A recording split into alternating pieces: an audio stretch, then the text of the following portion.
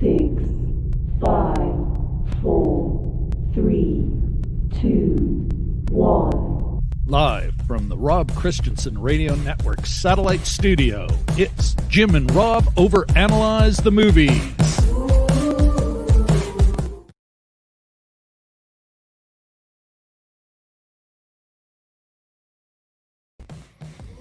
Hello, everybody. Social distance winning from orbit. Looking down on you all. Time to get the recorder going, baby. All right, everyone. Welcome to yet another episode of... Let's take that right down. Welcome to another episode of Jim and Rob Overanalyze the Movies. We have got a great show for you tonight, I think. We are going to first take a look at... let's talk about our movie. Tonight we're going to be taking a look at a little sci-fi in alien invasion flick from down under, and that is... What's the plan? Save the planet. That's the plan.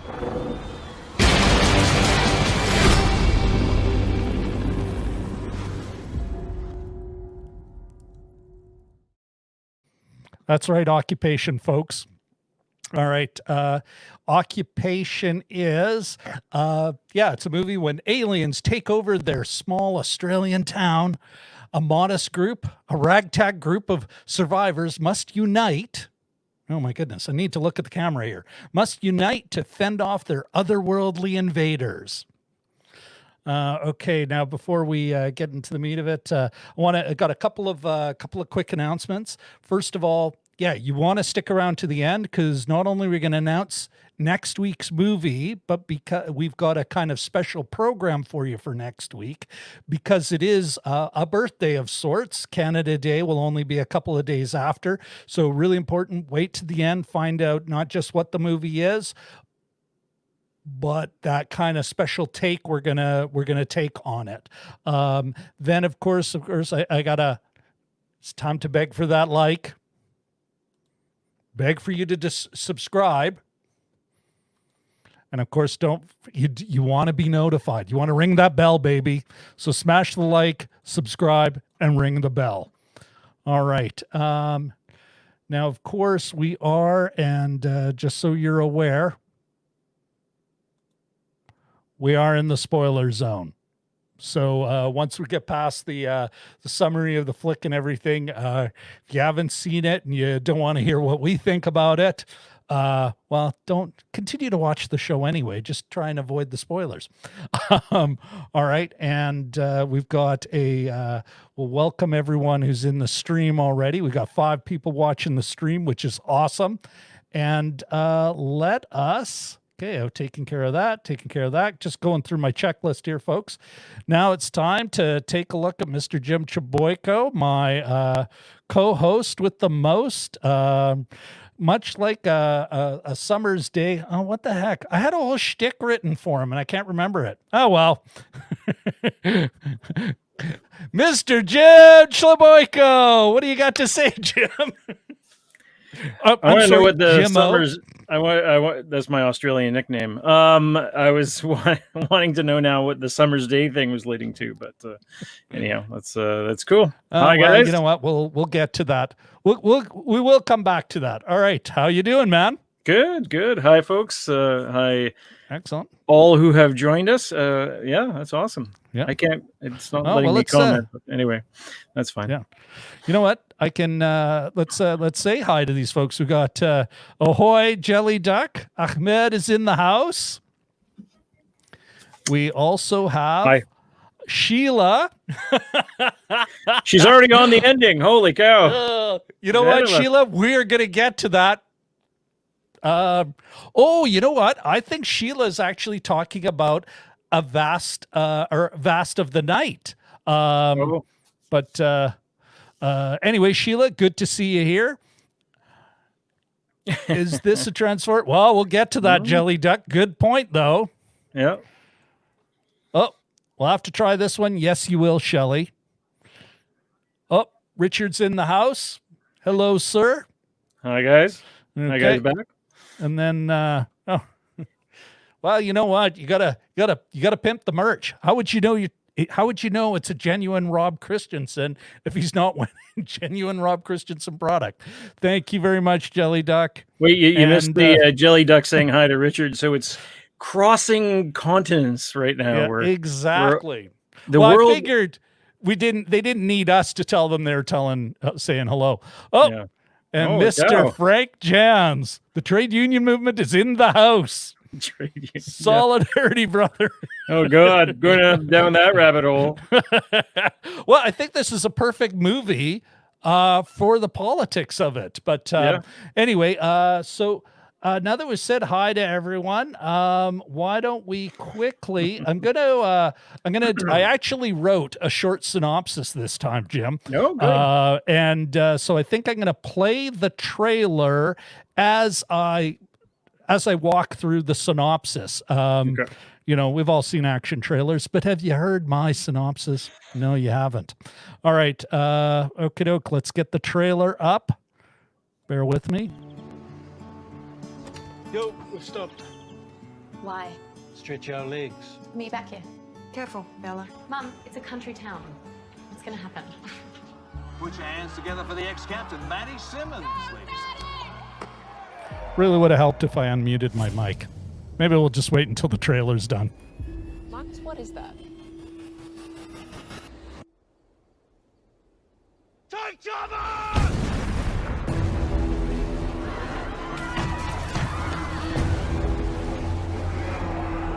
Jenny! Hey, is that your daughter? We're gonna go! See you. She's behind us!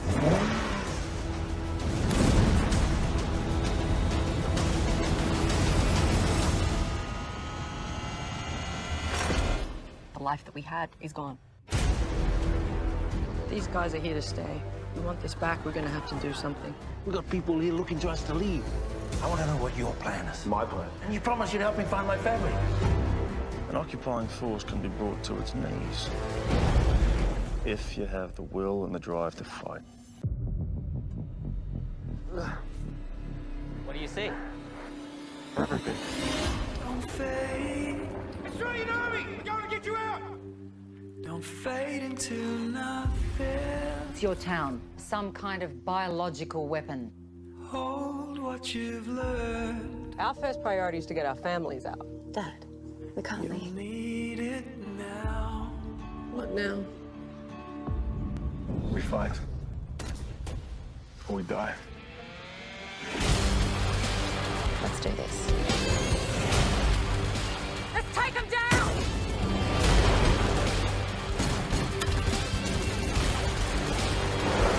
Come on!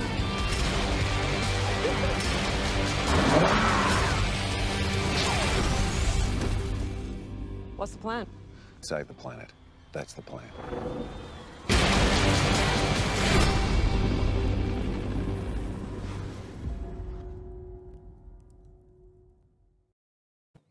Crikey. Oh, I know. I'm going to try and keep my Australian imitations to a minimum. I promised myself, but anyway. Good for you. All right, so now everyone, I'll give you the quick synopsis, and then we'll jump into the show.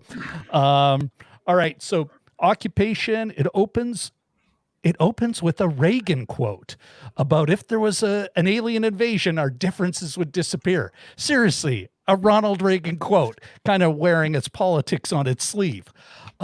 Then we meet our main protagonists in this, I think, slowly dying town, enjoying some sort of market carnival for charity, and everyone's getting ready for either a rugby match or Aussie rules football. Aussie rules football. Oh, okay. Well, there we go. I couldn't tell the difference. I could. There, apparently, allegedly. While there are a number of supporting players playing classic stock roles, the main protagonists are made up of three families. We got Peter, played by Temuera Morrison, might be the only person you'll recognize in the film, and his wife, Jenny, son, Sam, and of course, his moody teen daughter, Bella, played by Izzy Stevens. The second family is with Matt, played by Dan Ewing, his girlfriend, Amelia, I can't do, I'll count on Jim to give it that Australian twang for it, played by Stephany Jacobsen, her kid brother, Marcus, played by Trystan Go, and her mother, Helen. And then the last family that sort of rounds up that core group of protagonists, you got Jackson, young hot-headed Jackson, played by Charlie Terrier, and Vanessa, played by Canadian/Australian Rhiannon Fish. And I looked high and low to get the right pronunciation there, and that is the best I could find. Okay. During the course of that first day and into the evening, we find out a few things about these folks. Peter, Temuera, Morrison's character, is either the dad or the stepdad. It's really hard to tell. They sort of mix and match on that. He's only recently back in the family picture. We find out why later, but I'll save that for later. Matt has a drug problem, maybe. And while Amelia is trying to better herself by becoming a lawyer, and Marcus manages to develop a crush on Bella because, I don't know, she's pretty in an instant, like any 14-year-old boy, I guess. Bella, of course, takes a liking to the town's resident smelly hippie artist and occasional petty thief, Dennis. Some of this is hilarious. Meanwhile, Vanessa announces to Jackson that they are pregnant. And one more thing, one more key thing we learn is that the hot-headed Jackson, the current team captain, has an on-field rivalry with Matt, who is the former team captain, but still the fan favorite. All right. So now, once this is all established, we've got the who and all those needs. Family being in one of them. The aliens invade, as aliens are wont to do. Peter and Bella are separated from Jenny and Sam. Amelia and Marcus's mom's Helen is captured by the aliens. And as the aliens wreak havoc and round up most of the townsfolk, Matt, Amelia, Marcus, Jackson, and Vanessa all pile into Peter's camper, or van, as they say, with Peter and Bella. And they're joined by country radio DJ and the obvious coward of the film, Seth. They escape the town, meet up with wise old man Arnold and the smelly hippie artist Dennis, and everyone holds up in an abandoned country home out in the woods after they bump off a couple of aliens through the power of teamwork. They see a big alien ship park itself literally on the town and surmise that these invaders are here to stay. Does this ragtag bunch split up and do their best to survive, or stick around and see if they can save their loved ones? Can they overcome their personal challenges and interpersonal differences and come together to kick alien ass? Keep watching and you will find out. So there you go. There's my synopsis, which if I could have cut in with scenes and that, it would have been quite exciting. But you know what? We slowly are getting better. No, you did a good job. And I think the pronunciations are all, except the Temuera Morrison. I'm never sure how to pronounce his first name. I looked it up actually, and there's kind of an Australian twang when an Australian's doing it, but the best I could of it, Temuera. That's what I got. Right. And well, I mean, you know what? It's what I found on the internet. There you go. What I'm really saying here is I'm working hard to at least research how it's pronounced. And I'm probably pretty good with Rhiannon because she is Canadian. She's Canadian-Australian, and she's still got very much a North American accent, and that's how she says it. So how it's original Welsh or Irish, again, something, Jim, I couldn't figure out. Who knows? And a Fleetwood Mac song. So there you go. And a Fleetwood Mac song, which I didn't bother looking up because I was like, where'd you get that from? Fleetwood Mac? And I'm like, shut up. Sure. So there you go. We got an idea of what the movie's about, and let's get into it. Jim, What did you think of this? I actually prepared. I wanted, because I'm often caught flat-footed when you ask me to sort of summarize it in the line. So I came up with one. An alien invasion has nothing on 26 million Type A personalities and Australian nationalism. How about that? That's a gooder. I think that's one for the books, Jim. It's like, are there no Type B? Aren't there any mellow dudes or just not a one? It's like it's all kind of jingoistic, testosterone. The way I was I really did. I was like, this is Red Dawn meets Independence Day. Yes, with a whole bunch of Michael Bay. Like I think the Lucas Sparke. Let me throw up the so the director's Luke Sparke, and super duper yes, Sheila, it is. Yes, Sheila, it is on Netflix. Check it out. And its sequel, Occupation Rainfall. Richard figures I'm not sure that there's great character development in Red Dawn either, but we'll get back to that. Ronald Reagan's like the Australians considered him to be far left on the political spectrum, I think, but so that was a bit of a chance they took. No, I'm just kidding. It was weird to see, and it wasn't just a quote, but it was like a full part of a speech. About 30 seconds as they got sort of helicopter or drone footage of downtown Sydney. So that was kind of an interesting thing there. But. Listen, I'm going to quickly just ask our audience if the music's too loud or if it's so low it's just irritating. Just let us know in the chat and I'll adjust. But I really just think we need a little tunes as we're chatting. Jim, is it okay on your end? Not I can hear you. It's nice, just nice in the background. Okay. I'm going to start a little fire myself back here. So wonderful. We'll hear see you throw the log on every now. Yeah. Maybe we can throw that in later. We'll even bring it up on a separate screen. Netflix. We'll just have the Netflix fire going. What did you? That Reagan quote. It was a weird. I don't know, Jim. As far as a movie goes, I actually thought it was, again, a B midnight, pretty solid B midnight flick. Other than some scenes where I was, wait, what now?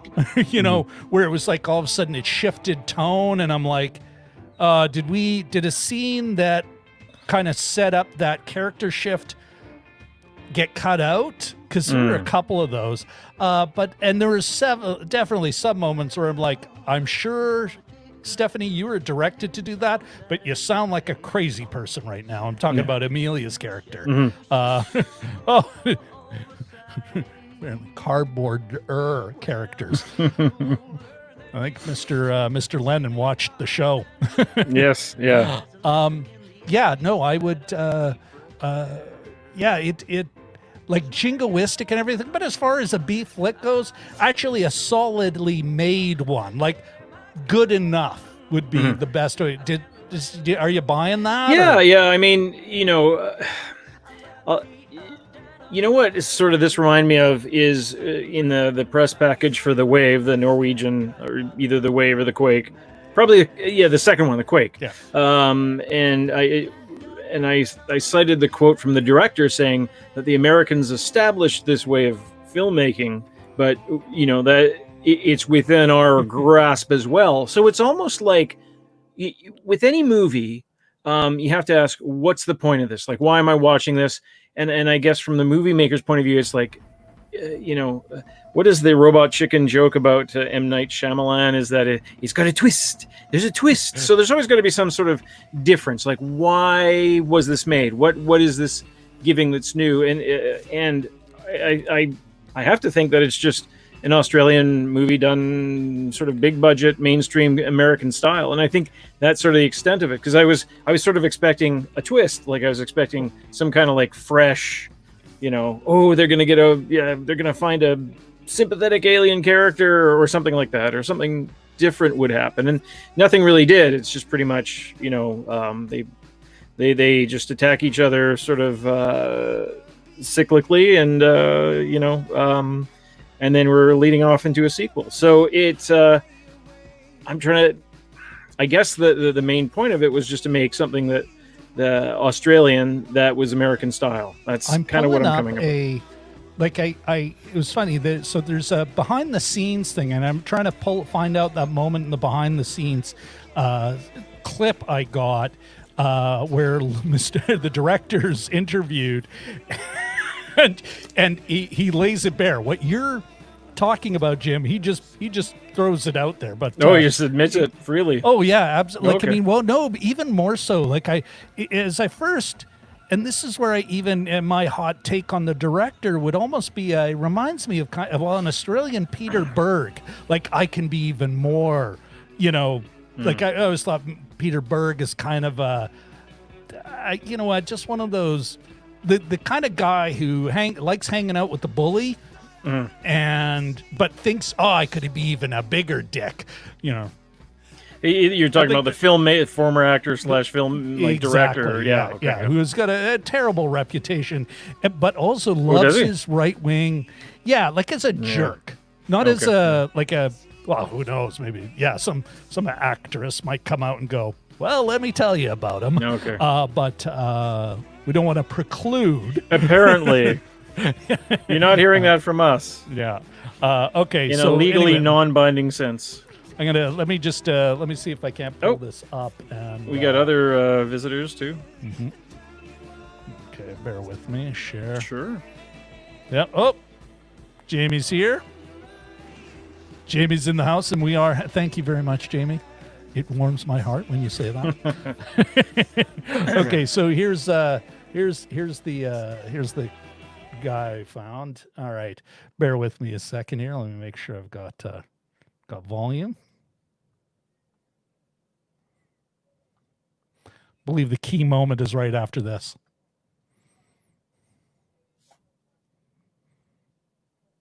Crikey.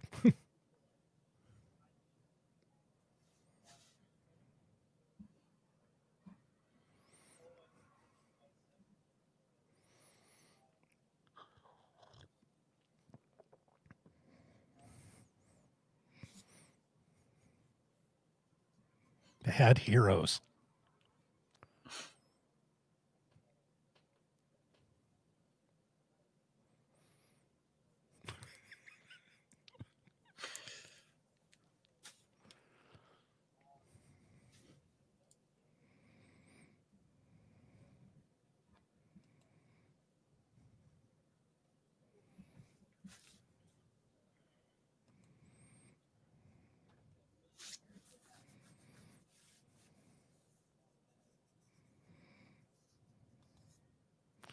So that,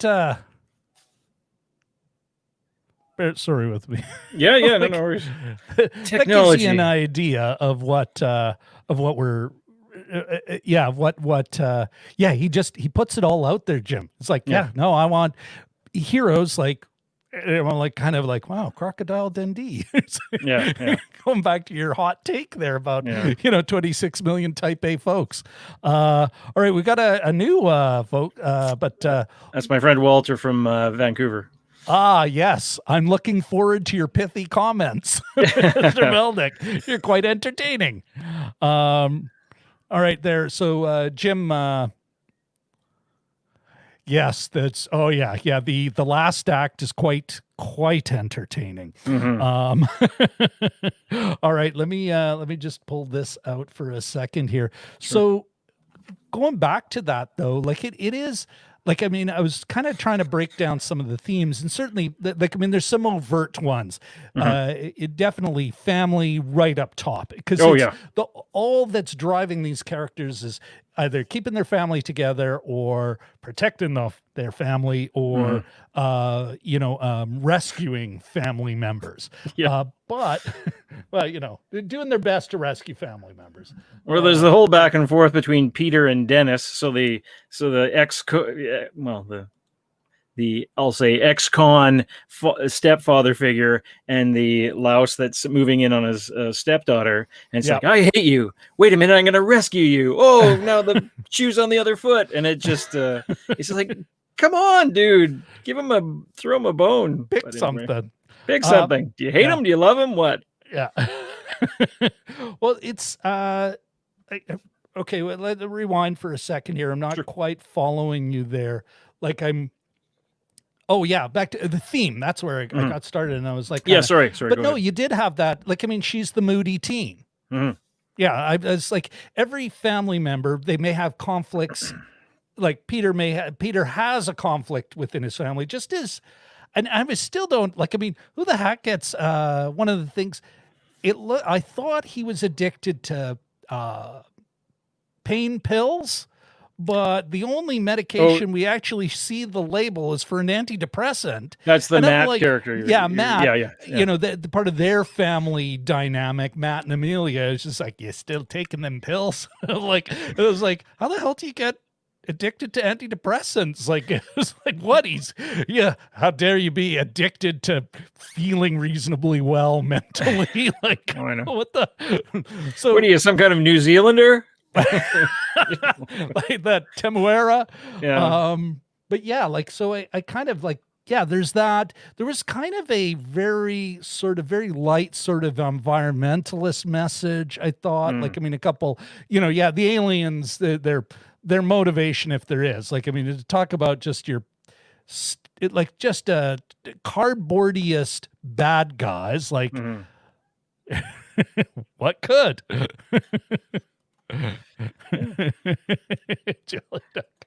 But that was the director's little thing that you played. You're absolutely right. It was but all part of that very masculine, kind of a stereotype of Australian masculinity. But more are coming, folks. But so there's that kind of sort of like almost like there's some environmentalism, but some of the stuff was like, I'm not sure if it was overt. And I wanted to ask you about that. Like, there's kind of a small town provincialism going on there. Like, how it's, Matt, because he's working on the bypass, and already the factory is closed down. The town's obviously, kind of really worried about its future. And Matt just to earn a living, because we're not really sure what Matt does. Sorry about this, folks. Let me just put Mr. Chaboyko back up on the scrring. Sure. Well, while you're fixing that, I was just going to say this would be an interesting movie if, it would be an interesting experiment if you watched this not knowing it was an alien invasion.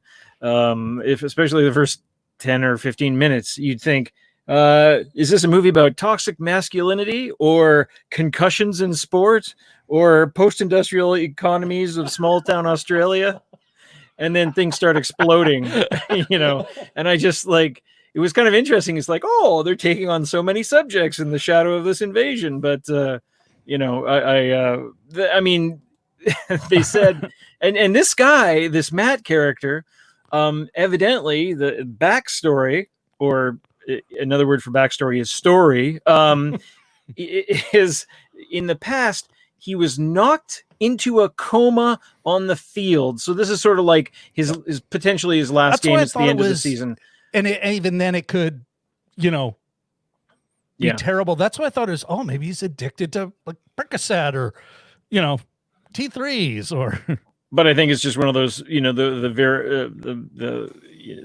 stress of sport, basically. You know what? We see a bit of that in there, Walter. Yeah. Well, it's so you have those things going on. You got a bit of that, but then it's almost like they dump it completely. They set up the town as this victim of progress. And then they never refer to it again. It's almost like a part of me is like, okay, well, not exactly Chekhov's gun, certainly no fireworks factory, but still, okay, whatever. They're certainly super nationalistic, and that I think is also back to the director's sort of yeah, I'm here about heroes, Australian heroes. It really does. It's one of those, this is for the kids. Like he's straight up saying, I want to make a movie the kids can watch so they have heroes like I did. Heroes like Crocodile Dundee and Max. Heroes like I did 10 years ago when I was 12. It's like, yeah, like, I mean, but he's sort of like referring to the 80s. I think he looks, he's one of those guys who's probably 40, 50, could be closer to our age. Yeah, well, he worked as young a crew looking person. I jerk. took a look at his IMDb, and he was a crew person on the Pacific, that big sort of companion piece to Band of Brothers, but in amongst other things, yeah. And then he did a movie called Red Billabong, which that was sort of a horror movie. And that seems kind of interesting. Again, starring Dan Ewing, who played Matt in this movie. So. Oh yeah, you can see in those, like I don't mean this to knock the other performers, but they all except for Temuera, they're all like famous in Australia. You know, for like a lot of ABC soaps and that Home and Away. Like 3 of the people were. I did a quick search and but doesn't every Australian Away. Actress have to actress any Australian actor have to do some time on Home and Away? Or every Australian has to do Home and Away. I think it's in the Constitution actually. Yeah. What did you think of its? I mean, and I'm starting to keep an eye out for this. It does pass the Bechdel test. And for those of you who don't know the Bechdel test, it's basically and it's an incredibly low bar, actually, that a lot of movies still can't meet. It has to have 2 women characters, and they got to have names. It can't be just background performers. 2 women characters have to have names, have to talk to each other at least once, and not about a man. And there is at least one of them. And when I say the Bechdel test, it barely passes it. Yeah. Of course, they were all doing, it was the nurse woman and the child woman being taught how to take care of an injured woman. It was like, okay, well, at least they didn't trip over that. But otherwise, I think it's, what did you think about its gender politics? Like, I mean, in a movie that's overtly political, I think it, Yeah. I mean, in terms of, it's funny. It's hard to almost talk about these things in this day and age, but they had people that were, I guess would be minorities, some Asian actors and that sort of thing. No Aboriginal actors. I don't. Well, no, I'm sorry. Morrison. He's Maori. No, wait. It's the gender. We can get to its. I think deeply racist movie here, deeply. But what about its gender politics? Well, it's interesting is that they did a few.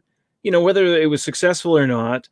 The woman Amelia, she was, and I think played by Hong Kong born. Oh yeah. Stephany Jacobsen, who's a quarter Norwegian, will never escape, according to her Wikipedia bio. Yeah.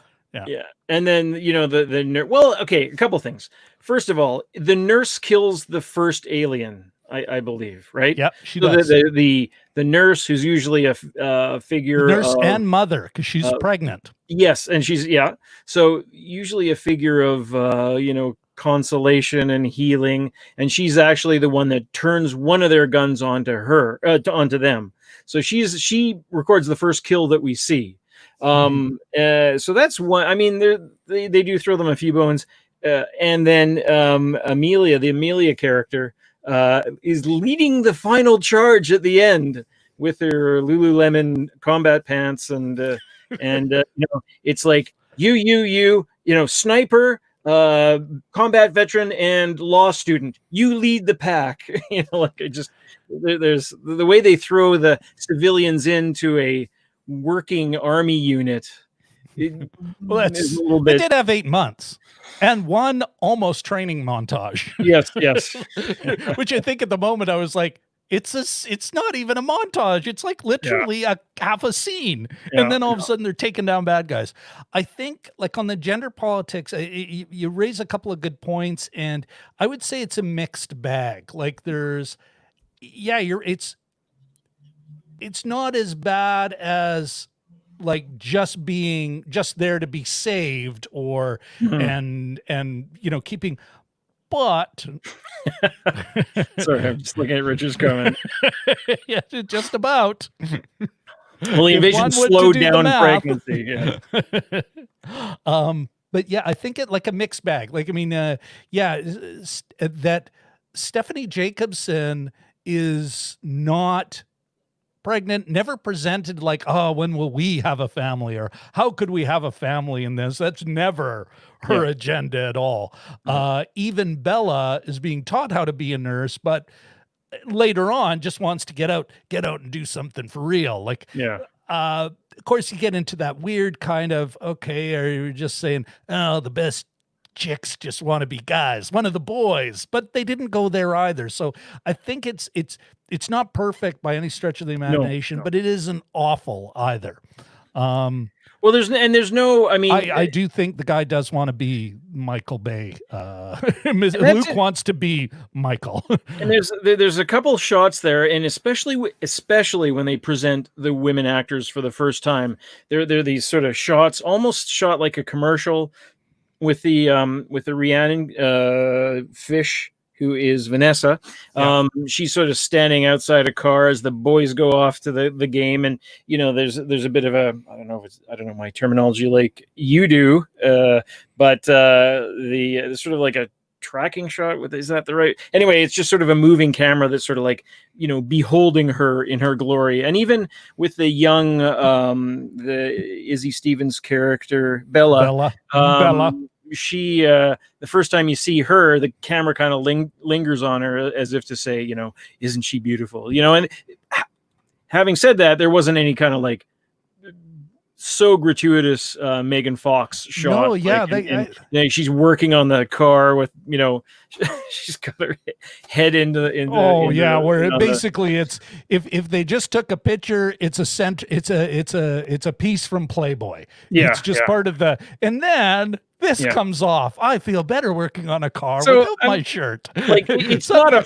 But now there's a bra strap that could get caught in something. Yeah, it's certainly not a feminist movie, But I guess it could be worse. And it's interesting actually. Like, I mean, okay, the Lululemon pants, but never a shot of the woman's derriere or anything. Like, it's not, you're absolutely right. There's not a, now that I'm in combat, I should be in a crop top, sleeveless and lots of cleavage. Like, I mean, they're not, like it. And so, you got to give it points, but I'm wondering if that's partly not so much a director's choice, is that's just a non-American, most other non-American aesthetic, well, just like you were saying with the wave, and you're the one that pointed this out, is that the mom, the beautiful Nordic mother, is never sort of compromised. Like, she's her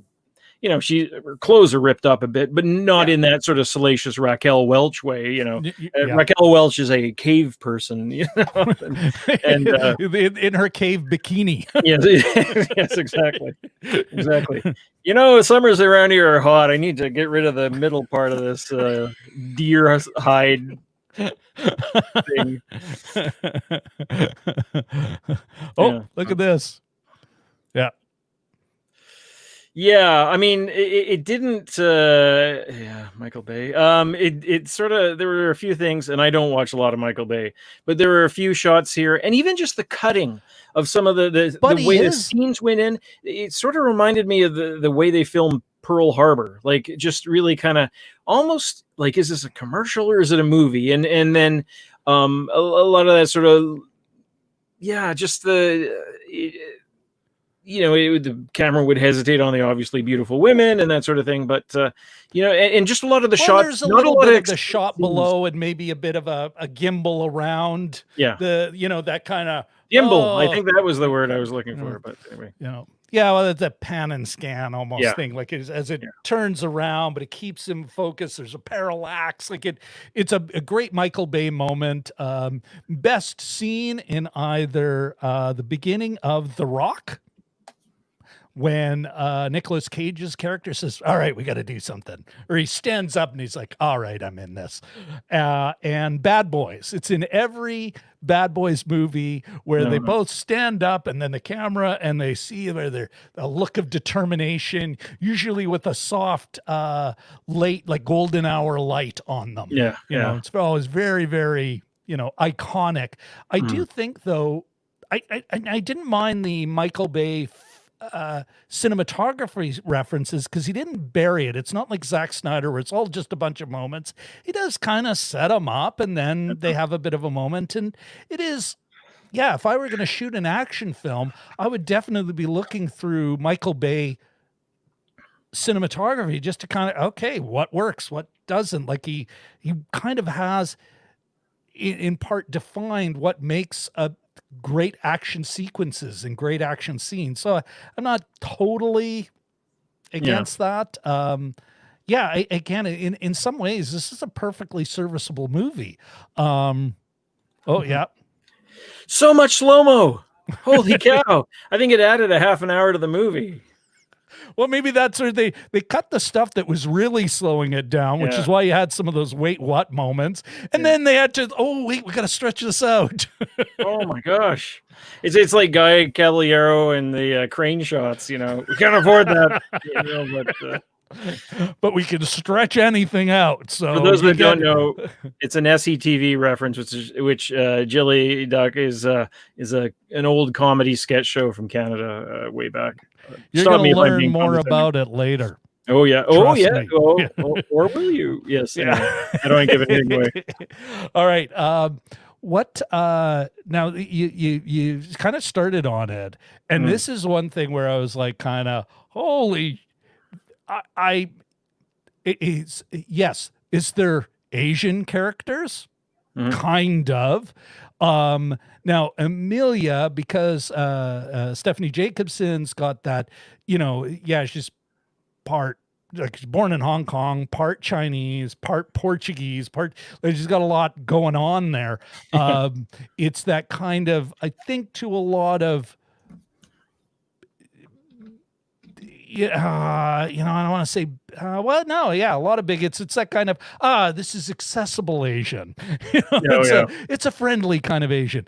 Her kid brother almost leans into stereotype. He should have been playing video games all the time, but he's the smart Asian kid brother. But Temuera, he's Maori. They're in Australia.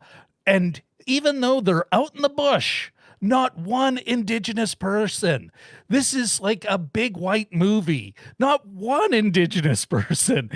And it's even when they're rescued, there's not even throw a bone to the Indigenous community, in Australia, even though later on, and there is some like at the midpoint when everything, it's the kind of, they have that not a very stable equilibrium. It's like, okay, this can't last forever. It's 8 months later. They've got kind of a bit of a revolution, but the aliens are starting to push back, internal fractures.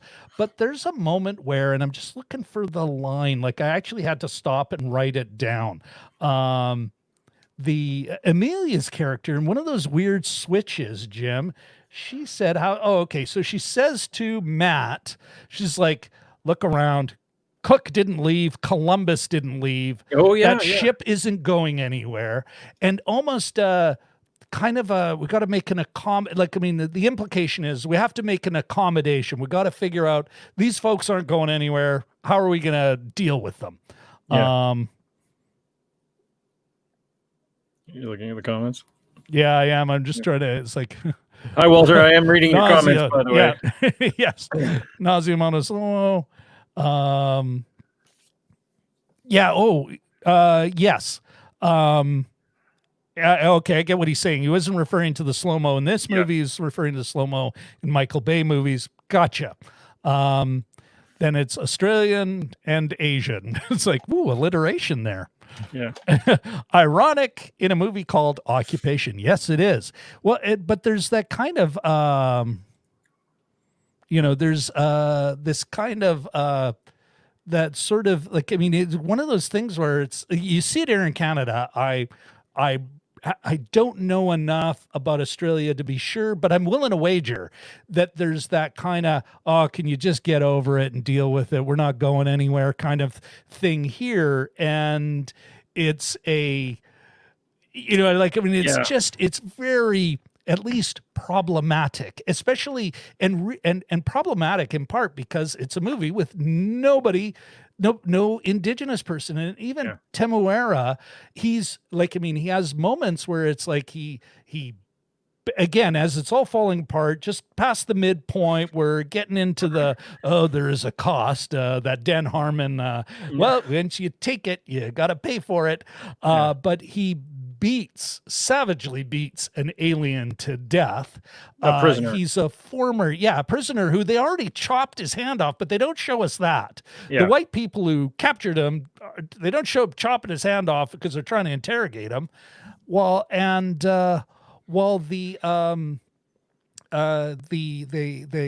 we get to see him beat him to death. It's slightly out. They cheated a bit, partly just so they didn't have the budget to show him beating him to death. But exactly. We certainly see the blood splashing from the stick he uses. So there's this savagery from Temuera's character, from Peter.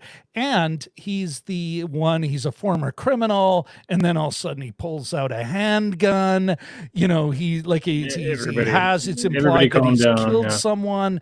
And it's all like, so it's like the one who actually, the hippie, yes, he's a petty thief, but nowhere near the level of criminality that is implied on Temuera's character, the Peter character. And it's like, you combine this stuff and then no other Indigenous person. And again, I want to say Temuera, that is the person, if you look at any of these characters, that is the only person that would help drive foreign sales, because he's the only one you're going to know from a whole bunch of other movies, including Star Wars. Yes. The original Boba, well, maybe not the original Boba Fett, but the guy Boba Fett was cloned from.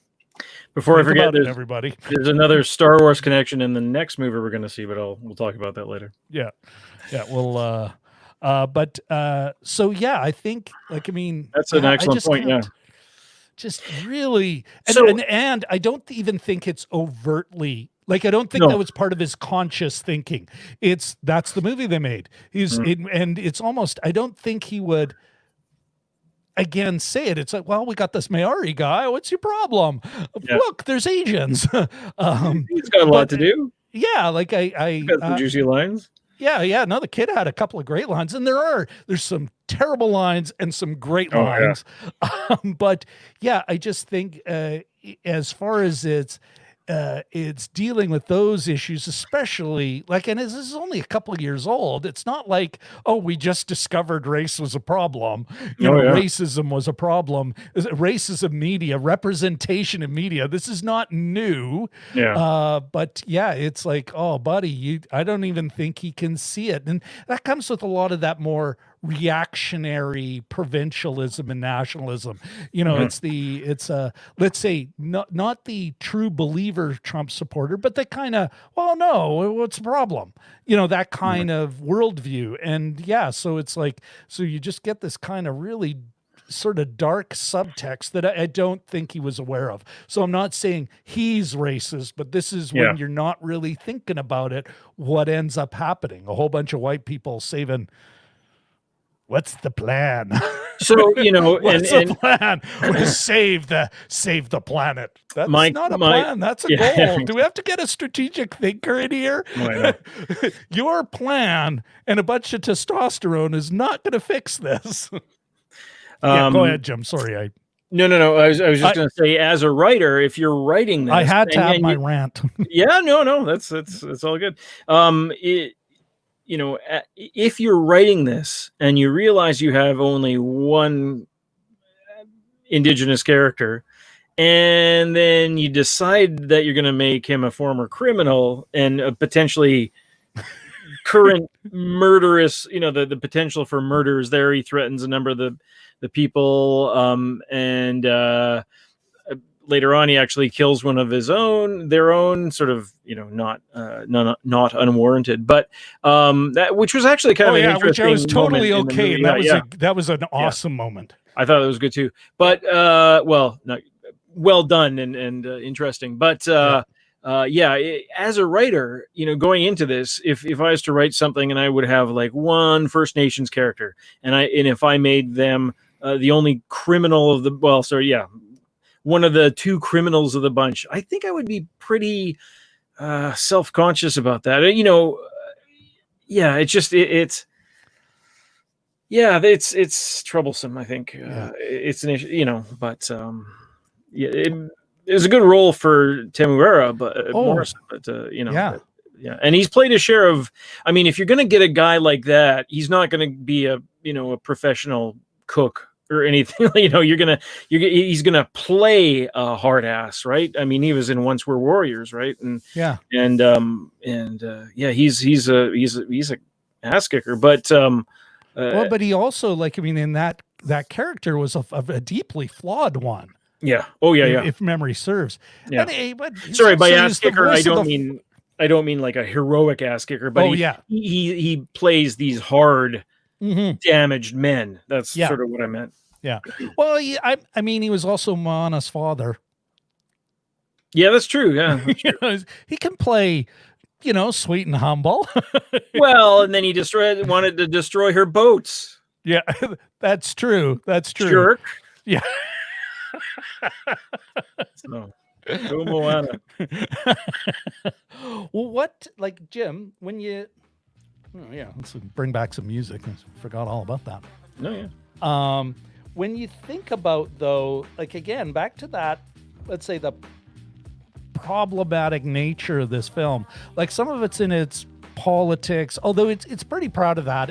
I think it's very self-aware, and it's almost a, oh, you know what? I hope Richard's still listening. We've heard him and Katie, if you're still here, I hope you are. We've talked about this a lot. What he is to Australia is like these tourism boosters.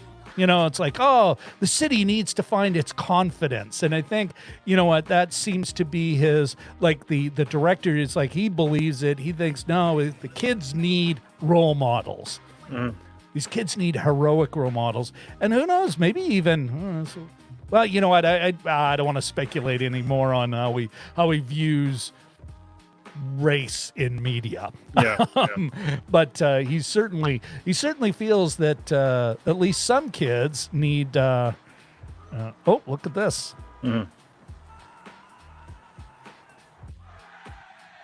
Yeah, I think though that's a great point, but I think part of it is, well, there's a sequel. That's exactly it. Maybe we can get into some of that. But Richard, you make a few great points. I think for the drifter guy, that would be, I'm assuming you're talking about Dennis, the smelly, who I refer to as the smelly hippie. How do you know he's smelly? I don't think he's as much a drifter, although he lives like a drifter. Yeah. But I think he's actually from there. The cops know him. Arnold knows him. He kind of a fixture who steals stuff. Oh, wait, that's not true. He just, hey, you're the guy. Oh, never mind, Richard. You might have read that better than I did. He might have been a drifter. But I kind of put him in he's a stock character. He's the shapeshifter. He starts as, here we have our stock sleaze bag. And then later we have a good guy, because he does not so much in a redemption path. Like Peter has a bit of a redemption path. Matt, I don't know if you can even got conked in the head again at the end, and he still gets to get up, just splash water like a good Australian man. Splash water, get back into the war. We gotta go save the Sheilas. Sheilas. Watch out! I think Sheila's still on, but I'm gonna Australian the hell out of this coma. It's and the head shot, the head wound is like a little scratch, or it was not there, and then it's back. And I didn't know why he ripped off the Band-Aid. Like it's like, it's like, okay, I'm not sure why you had a bandage. Not sure why you felt the need to rip it off, though. It's like, what? So you put your ball cap on? You never do that. So bandages are for people from the northern hemisphere. Yeah. But I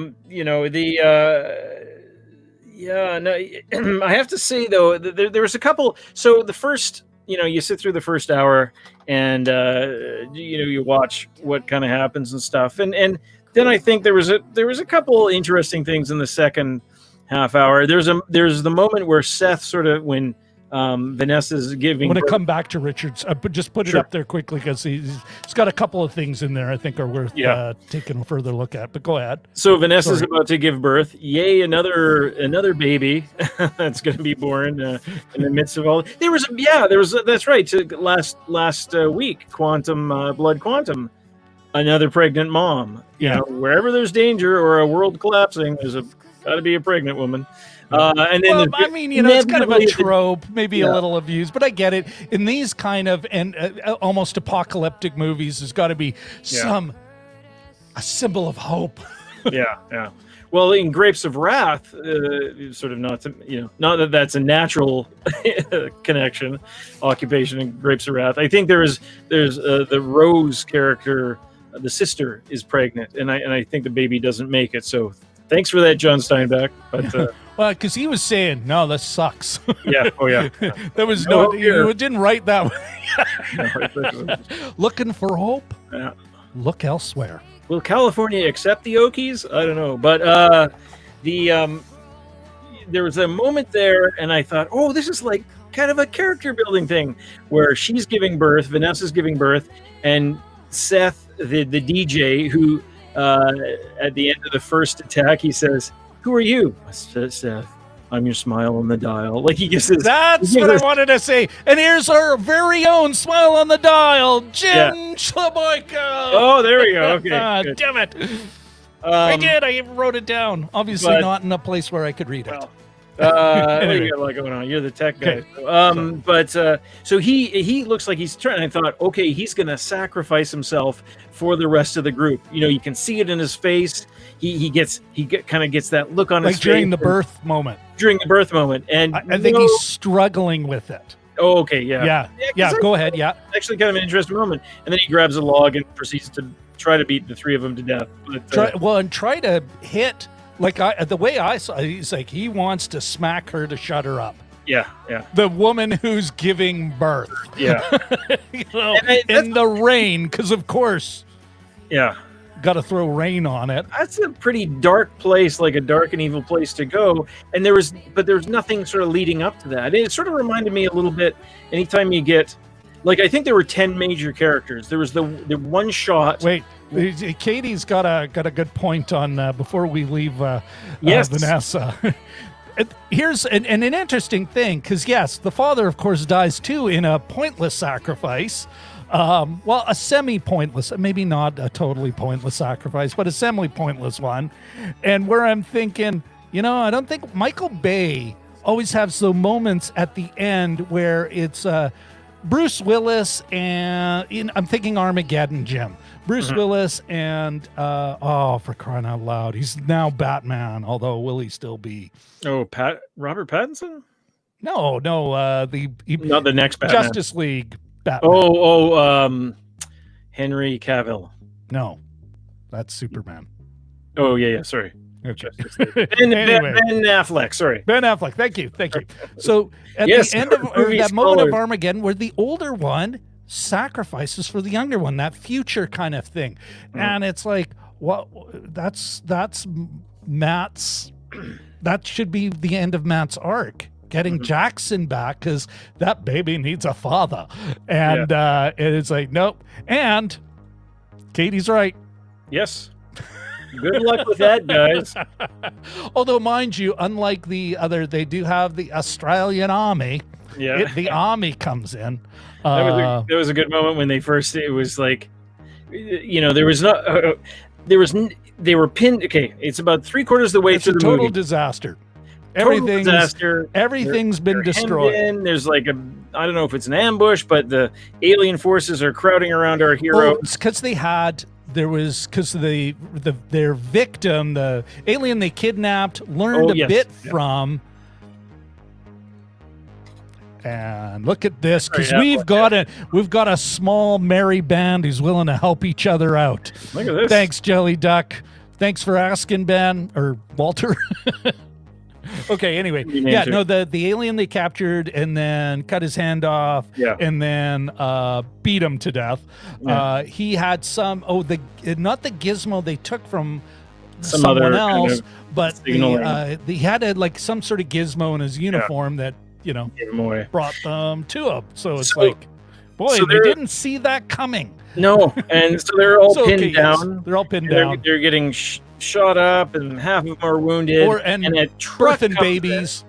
Or no, it's the lights. They see the lights, and it's like, wait a minute, those aren't alien craft lights. Nobody says that, but they sort of, acted, I guess. And then and they said, it's the Australian Army. And I felt like saying, both of us.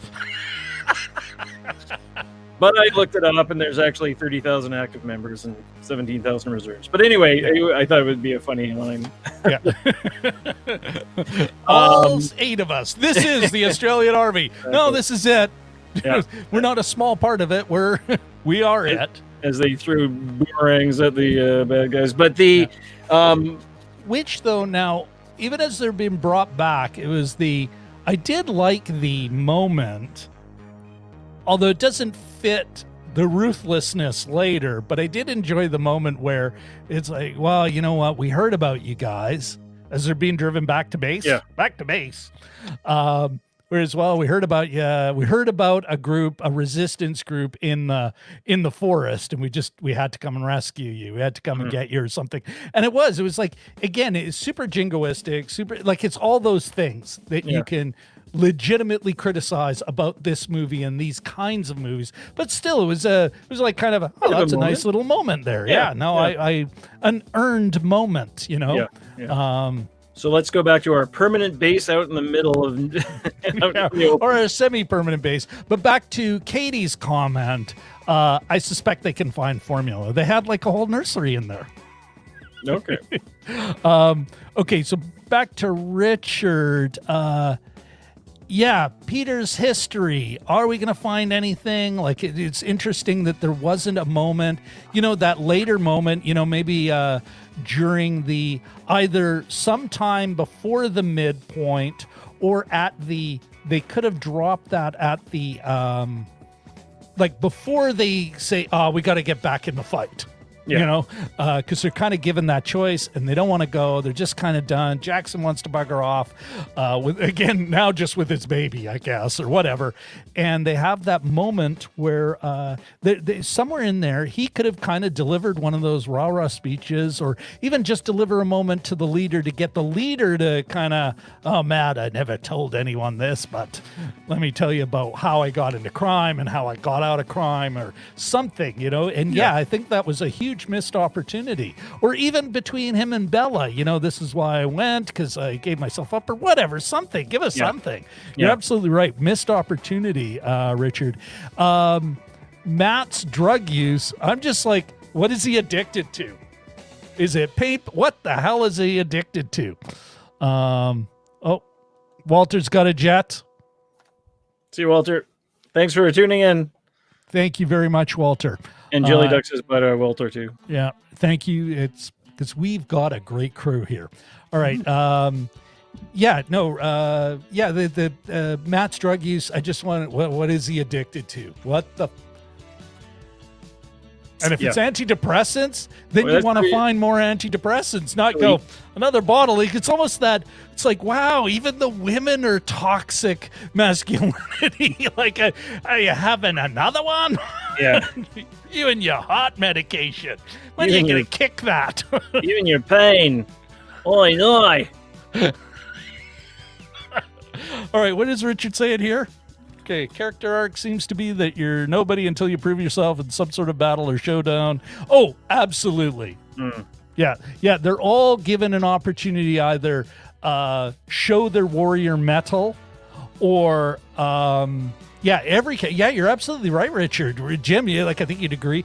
Every character has to show their warrior mettle, and it's once there, then they're a real member of the group. And there is the thing we never really saw with Seth. Again, though, but mind you could peg him a mile. It's a mile coming. It's like, and here is our coward. He will die doing something cowardly. and in a way, when you get that many people in that sort of dystopian setting, it almost reminded me of when characters sort of cleave off. It almost reminded me of years ago reading The Stand, where you had people that you weren't sure which way they were going to go. Yeah. And I'm not saying it's as good or anything. And it's been a while since I read that, and I believe it's actually been filmed, and I didn't watch it, but I did. It was a mini series. Yes, that's right. Oh my goodness! Is it? Yeah, starring somebody I find as a bit of a jerk. What the hell is his name now? Rob Lowe. Anyway, whoops. Yeah, the guy who left The West Wing because it wasn't enough about him after the first season. Yeah. Was it the first or the second? And then he did come back, didn't he? Like after Lion's Pride. Ooh. Oh, what a terrible Lion's Pride or Lion's Law. It's like, yes, I do remember my pop culture. Deep cut. Crackers. Deep Rob Lowe cut for a good guy. I would not be able to recall that. That's crazy. So it just come to me for your deep Rob Lowe cuts. A person I can't stand, I apparently know too much about. The other thing that and you know me, I like the movie to breathe a little bit, is that there weren't almost any scenes over a minute or so. Like there was even one spot in the middle where they cut really quickly, and they had 3 different conversations on it. It was the weirdest thing. They had 3 different conversations on. One person would say something to another person, then they'd cut and show 2 other people deep in conversation, and then it would cut, and then they after one line, and then they'd have 2 other people talking completely separately, and they'd have another line. So there was no sort of continuity. There was no sort of there wasn't a lot of sort of I don't know if there were 4 lines back to back that weren't sort of interrupted by action or anything like that. Like it was one of my wait what moments. But I'm wondering, even as you're describing it, Jim, looking back at that, I don't think there was. It seemed to be like real character turns. Like, I mean, you'd have a character behaving in one way, and then it's like, wait a sec, are you actually on the other side now? What? But sometimes I look at these issues and I wonder if was that just a production issue. There was like a bit of information that came out of each line. Yeah. Oh yeah. But they had to cut it because otherwise it just didn't make any sense and it was killing flow. But they needed that one little bit in there. I mean, we almost have to rewatch it and watch those parts. But I wonder if it was just halfway through. Yeah, no, it was right around the midpoint. Like before the army and problem areas. Yeah. Let me ask you this, Jim. Was there any performance? I don't think you could say any performance was outstanding or even near it. But any performance you thought was noteworthy, like on the upside? I mean, did anything? There were a few people that had a few moments, and I think the Amelia character had one moment, but it was very uneven, and a lot of Richard, I'm not putting it up yet, but we are going to get to that. Yeah. Oh, yeah, that's right too. I ran it. It had like 3 over-the-top endings. It was awesome. Like this is like the movie that said, "Oh, Rob really got screwed by Vast of the Night. We should give him 3 endings, each a bigger ending than the last." Sorry. Anyway, you were saying. No. I don't think anything really kind of stood out for me. Like they were all kind of archetypes and you gradually started to like some of the characters or not like them or what have you. But nothing really stood out. Really, I having said that, I like watching actors that I'm not familiar with. It's sort of it's a good reason to watch foreign language movies. Is because that's usually, a great point, Jim. Yeah, because you don't know their tricks. You know, it's not like you're watching a Jack Nicholson movie and you sort of know his.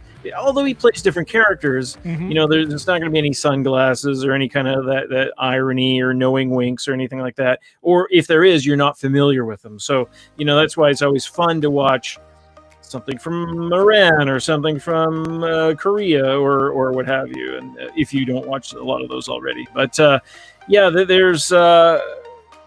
Nothing, I don't think really. I mean, they all did, you know, journeyman's work. I don't think there was any there's some bad lines, but I don't think there's any dud performances. And I should say, and I know you have it on the Chiron here, is the very last name. He played the alien commander. I'm just going to wait. It's this one. And Bruce Spence. Do you know who he is? I do not. Who is Bruce Spence? The Road Warrior? The helicopter pilot. Shut up. That's Bruce Spence. He's 75 years old.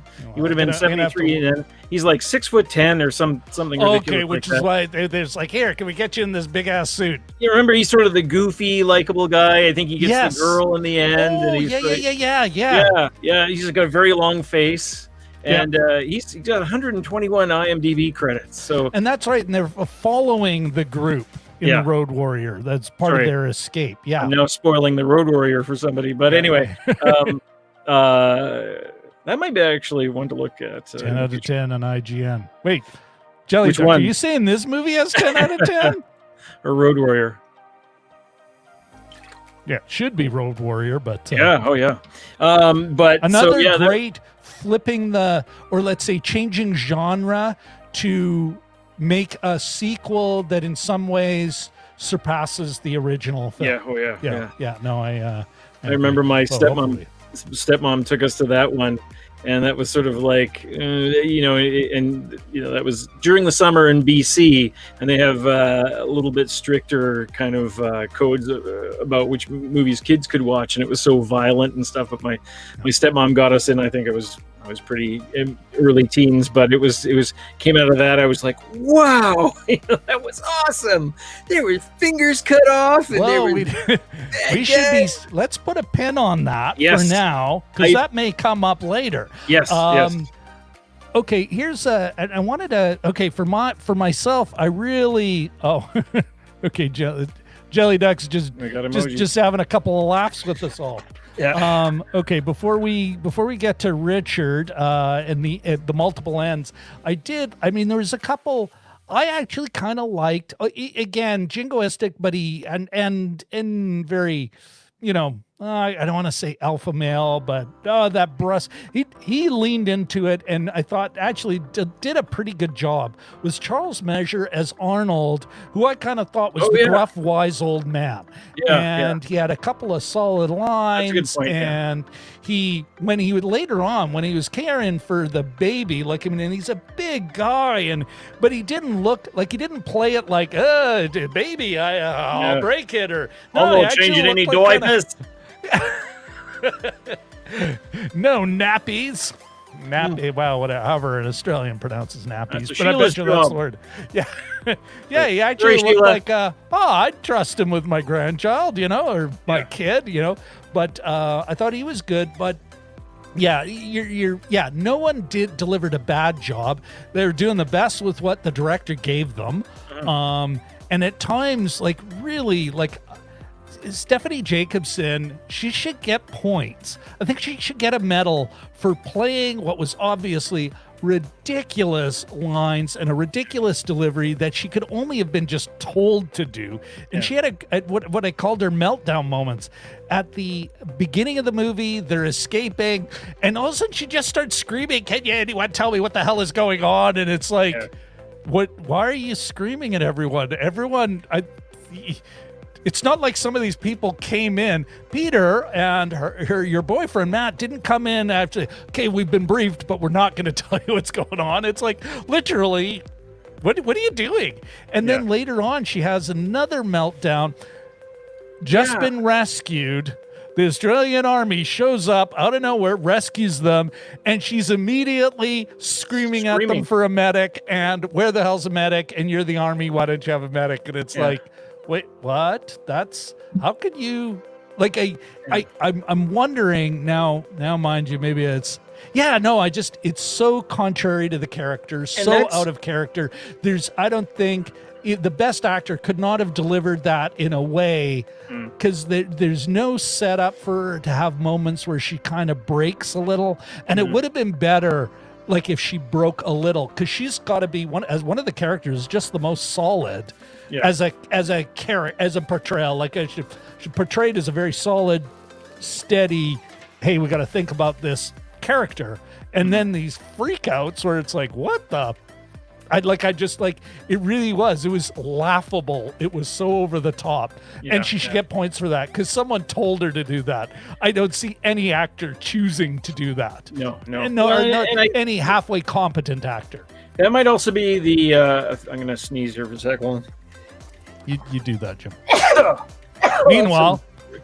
Let's talk about some of these other. That's some real world action there. Woo! But, thank you. Sorry. But the and I think that part of that is the effect of having these short, tight scenes is that there's no ability to build anything up, and that even though it was sort of the end of an action scene, that last one you were talking about, or both of them were, but just the shortness of the scenes doesn't allow the actors to go anywhere with things, because it's just like line of information, cut to other people, line of information, cut, and that's the thing that you need some longer scenes and something like that. It doesn't have to drag it down. It's not like eating vegetables. Like it can be. Look at the USS Indianapolis scene in Jaws. I mean, where Robert Shaw is talking about his first, as Quint is talking about his first run-in with sharks. I mean,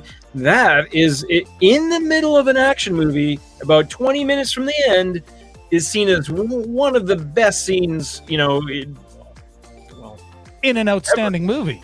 Yeah. One of the great monologues of modern cinema. Now, I think, though, that's part of the problem with, even as I was writing the synopsis, I'm like, well, all these characters that I'm rattling off they're part of the crew, and they all get enough time that, and this is the tough thing with having a big cast, and some of them are stock, and I don't mean that pejoratively. Some are stock characters. You have, this guy. Now, the ones who handle it the best, directors, where they got a big cast, and some are stock, and I'm thinking Ocean's 11. Yeah. Those characters are not, and I'm talking about Soderbergh versus the original, which really is a different movie with Frank Sinatra, but where it's like, okay, we're going to have, all these guys are going to show up and they're going to do their thing. We're going to establish what their thing is. And then after that, it's you do your thing. You have these conflicts with the rest of the group, period.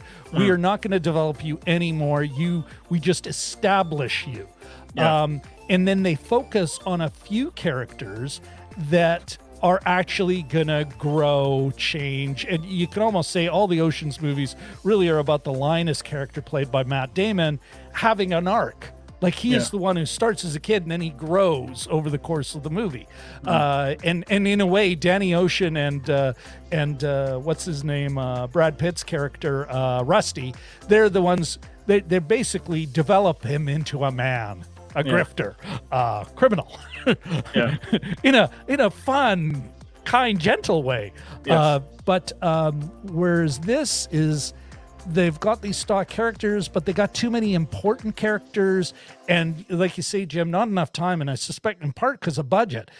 Time, that's budget, that's all. And if you want, and how I got to find this before we get to the end. But here, let me see if I can't find it in the video, in the behind the scenes. While you're doing that, I just wanted to mention that there's one shot at the start when the Amelia character says, comes back, and there's a couple of scenes where somebody comes in from out of the woods or comes in from the bush and says, "You got to see this. Follow me." And it's the first one. Oh, and, yeah. And so she says, you got to see this. And it's basically the main alien craft hovering above the Earth. And they have them all. It's almost like those shots at the start of like Brooklyn Nine-Nine or Law and Order, where everyone's walking abreast, in slow motion, like which people never do. All walking abreast. Yeah, except so Seth is obviously, because they don't have the budget. Yes. Seth for a while is looking in the wrong direction, and it's only like, everyone's talking over here. I got to look over there. They're standing on sort of a stone cliff, almost like Steep Rock and Lake Manitoba there, or something like that. And or I was even wondering if it was the Blue Mountains in New South Wales. But they're all standing on this sort of precipice. All 10 of them, and I counted. So there's 10 characters, and the 10 are arrayed, in a nice cinematic kind of like bing, bing, bing, bing, bing, and it shows them all. And I think the camera is sort of, taking in their sense of either doom or wonder or what. And I was thinking 10 characters. That's a lot. That's a lot going on. But that also made me think that. That we're living in an age, the golden age of TV, where you have series and they have hours and hours and hours to develop these big stories with a lot of characters, and it's almost like some filmmakers want the luxury of film, and they want the breadth of something like an extended series. I sort of think it might be something like that. I don't. Maybe, and he does have a sequel that he banged out a year later. So. Yeah.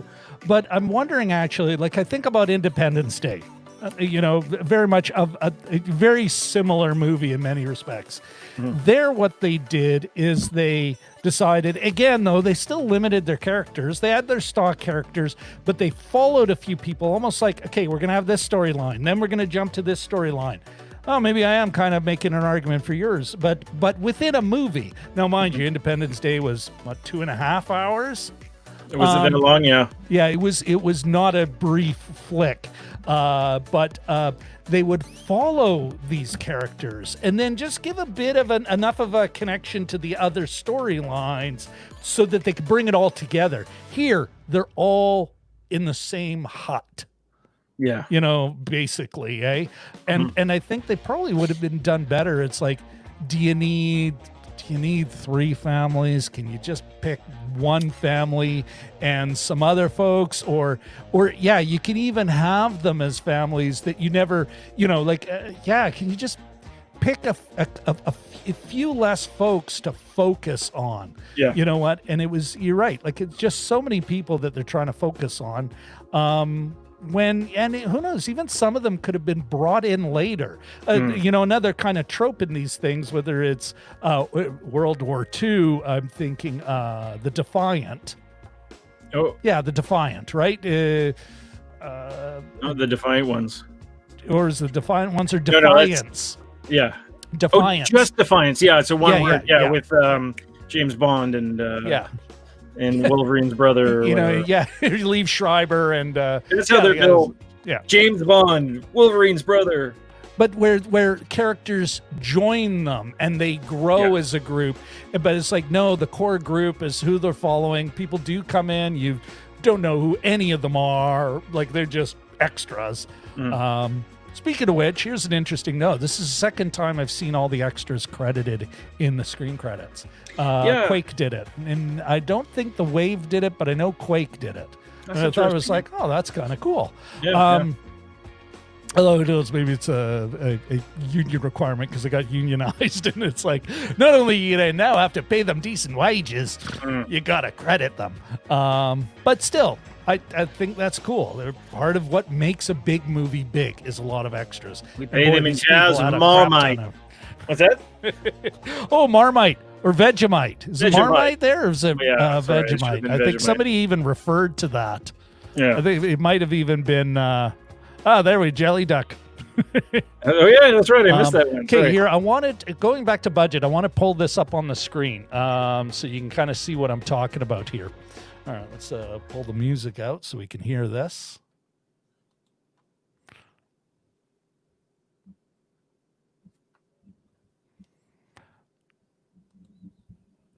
Okay, all I could think, Jim, when I saw that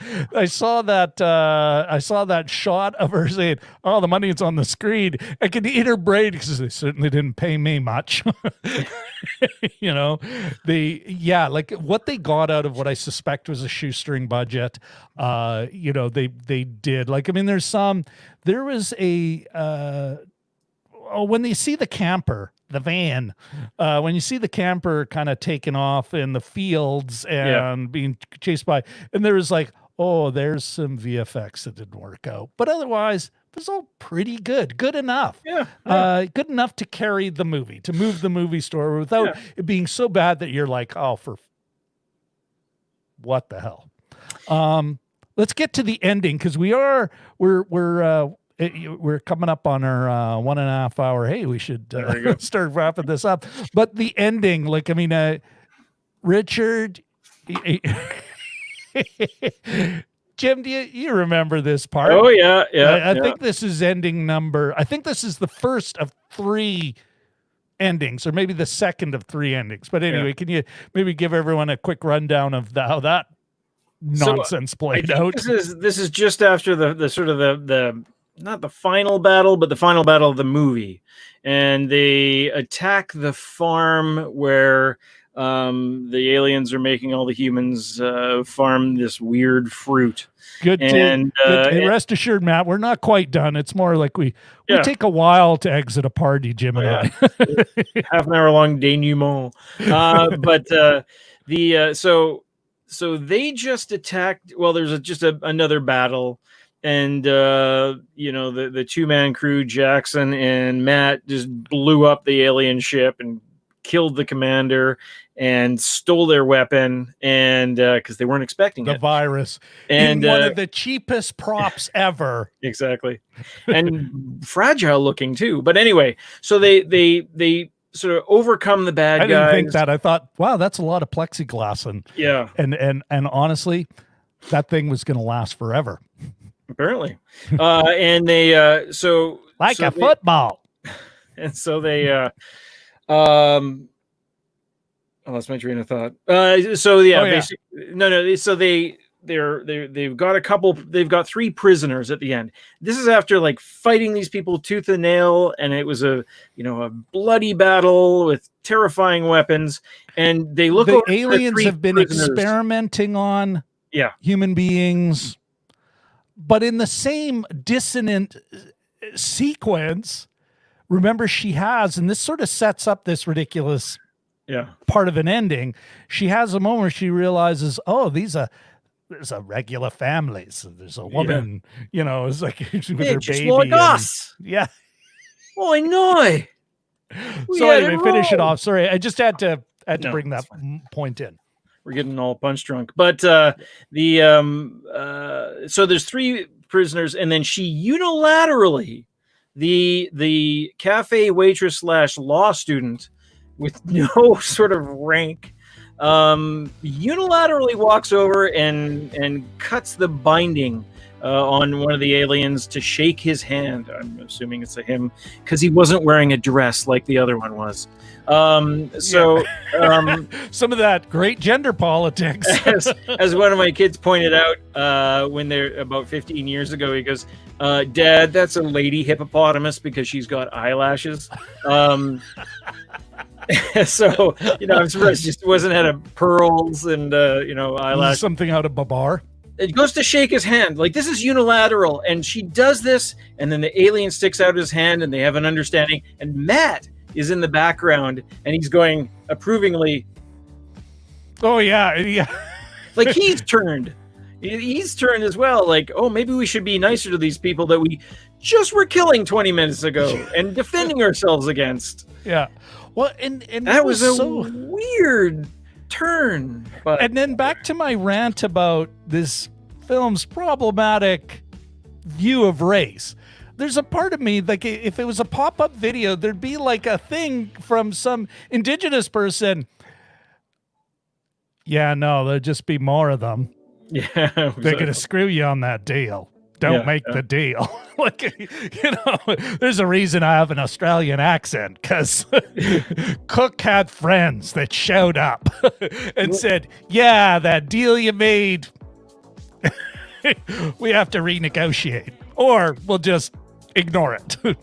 When you mentioned Canadian history, when you mentioned that the line of Amelia's when she was talking about Cook and Columbus, I sort of it'd be nice for her to add, being occupied. I wish there was someone for us to turn to in this situation. I can't think of anything offhand. And it's almost like just finish the sentence and go. Yeah. And well, that's why we're all white or Asian, because Asia, is a thing, that can't be just eliminated. Notwithstanding the British efforts in that regard. Yes, But I agree with you, Jim, and but here's the thing, though. And it's like, yes, there's that final scene, but there is like more. They kind of have this weird wrap up where they so there's that. There's the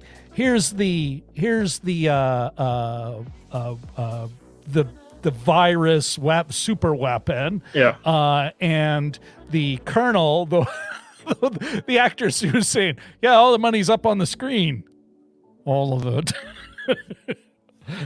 I lost 20 pounds on this because they didn't buy us lunch. But then they have another, which could have been an ending, where they're getting in the truck and it's like this day, and it's like, well, it's okay. Are we actually done now? Because they get in the truck. The soldiers give Amelia a machine gun because, you're one of us now. Sheila, you're one of the boys. Whatever. Without a helmet. Without a helmet. Which is another running gag. Why aren't you wearing your, Australian masculinity times 100. Yeah. It's like, you had a head injury. You should be wearing a fucking helmet. Give him a goddamn helmet. But then there's also in the same truck, there's the one alien, and they drive off. This day we're taking it to them. This day is said a lot. And then they get to a place like, okay, there's the movie that could be over, as they see, you can almost just rise up out of the truck, have a scene of the city that they're fighting over, because Sydney is still under occupation, and, jets fly in. You could have that moment, and then credits roll, movie's over. But no, they throw in another, they get out of the truck, they're in amongst a bunch of rubble, classic Michael Bay, all these guys who love to destroy signs of large urban structures. There's the Sydney Opera House, what's left of it in the background. And then they have this ridiculous, they go over the top like a World War I movie with a flag, like they're in Les Mis. With an Australian flag. Australia, tattered Australian flag. It's like, what? No, that's the flag they're going to haul around. Okay, I guess, And it's like just so, like Marseille, it was like, oh my goodness, this movie still isn't over. Because we have to have this image, Well, and then credits. Remember Glory, right? Glory with yes, it's the same shot. It's the same. Okay. I could only think Les Mis, but okay, that's the ref at night, backlit. Slightly front lit, but backlit, and they have that glow from the back, they're plunging into battle where they all essentially get. And this is in Glory. They essentially all die. It's in the history books, not a spoiler. But anyway, it's it was. But I don't think they all die in this one. Go ahead. Sorry.